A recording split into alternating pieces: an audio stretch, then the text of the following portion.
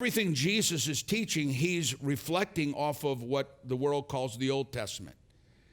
And as you study that, Jesus is teaching off of the teaching of the scripture on David, where David said, Lord, help me with my enemies, for they hate me.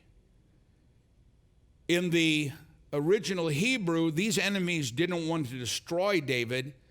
They wanted to keep him at a distance because they didn't understand him. And so Jesus is saying, when you have someone who's keeping you at a distance, an enemy, it's not the enemy like we think, it's someone who doesn't understand us. There's a gap between us and them. He said, love them. Close the gap. Close the gap. And so that we can understand one another. But I thought about the situation between police officers and minorities, black people or Hispanic people. And we as white people really can't understand how a black man or a black woman feels. Especially if we're divided.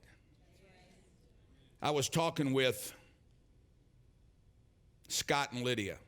Lydia's African American. And and like I said, there's always a way to say, people say, well, you offended me when you said that. I've had people say, don't call me black, call me African American. I had other people say, don't call me African American, call me black. And so Lydia is a black African American.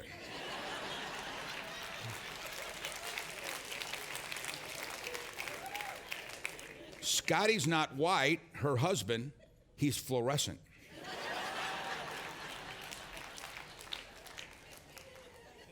They've been my best friends for 30 years. And I was asking them, I said, what do you feel? And Scott told me, he said, when Lydia and I walk through a store, he said, we're followed. I said, you're kidding me. He said, no, they look at Lydia like she's going to grab the cash register.